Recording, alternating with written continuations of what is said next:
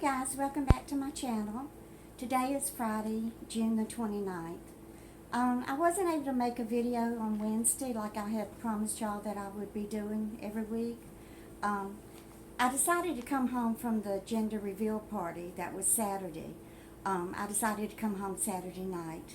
I was very tired. I had gone on Friday and spent all day cooking and helping Jill get everything ready. And it was worth it though. Y'all can tell from the video that I'm so excited. I'm getting a baby girl granddaughter. But anyway, I left Saturday night, and about 2 miles north of the exit to come home, I started hearing this bum, bum, bum, bum, bum, bum, bum.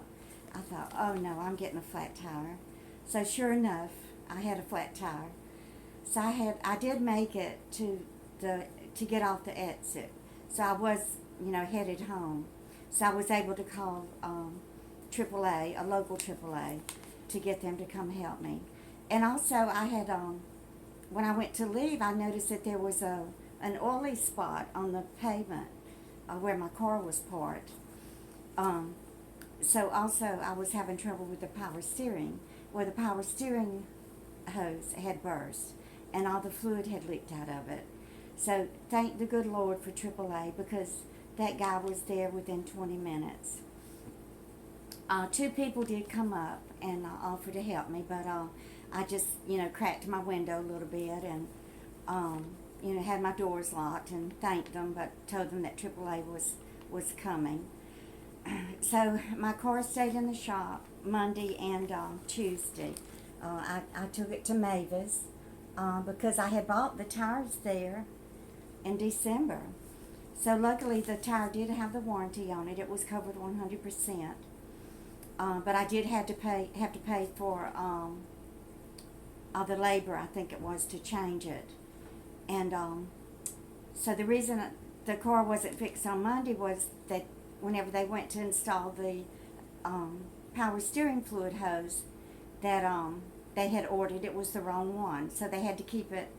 I didn't get my car back until Tuesday around 6 o'clock, and $600 later. But I did have the oil change with the synthetic, so that was fairly expensive. And I bought 2 new windshield wiper blades. But that just kind of threw me off. By Wednesday, I was so tired, but I think I finally regrouped. So we're going to go back with the stories of when we lived in the house there in Covington, Louisiana. That summer, we were so excited to be living there and have signed the mortgage on our new home and everything. So this is Jason and his friend Darren. This is Dale's son.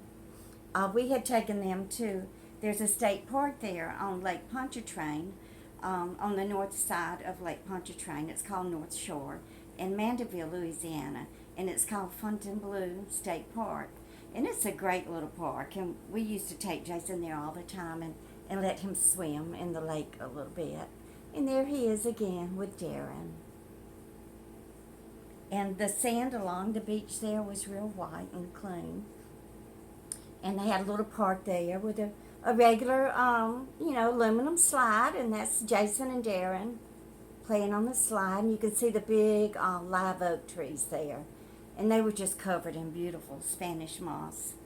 And we really loved living there. And I think I showed y'all this picture earlier. This is the front of the house there. And we had the garage there, single car garage. And I had planted some gladiola bulbs. And that summer I had pink and yellow and purple, all different colored gladiolas. I was so proud of them. But we decided that we wanted to enclose the garage and make a little den out there. The front of the house, it was just one big room with a fireplace in the middle. So we used it as a living room. And I guess the smaller place would have been for the dining room. But we had a little breakfast nook there, so that's what we used instead of a formal dining room. Well, I told y'all that John had gone to high school in Covington. So he had run across these 2 brothers. I don't remember their names, but they did mason work. So he talked to them and everything, and they came out and gave us an estimate on removing the garage door and putting up a brick exterior, and then installing the bay window there in the front. So we ordered the bay window and everything and had the bricks delivered. So the two brothers came out to do the work, and they worked on it all day long. And so come lunchtime, I made them some ham and cheese sandwiches, and I put some potato chips on the plate and some pickles. So they went outside and sat on the step and ate their lunch. And when I went out to pick up the plates, this is what they looked like. The pickles and the potato chips were still on the plate because the two brothers, neither one of them had a tooth in their head.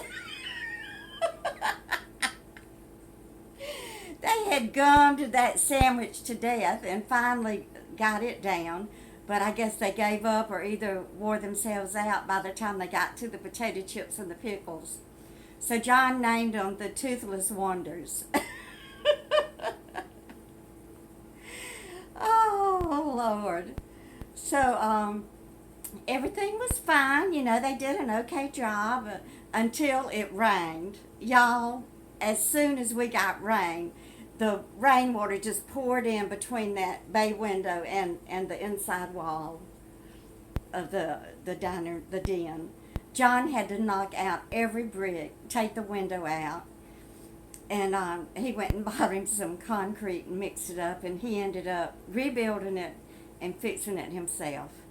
So I just wanted to tell y'all this little story about Toothless Wonders, and just keep on coming back. Bye.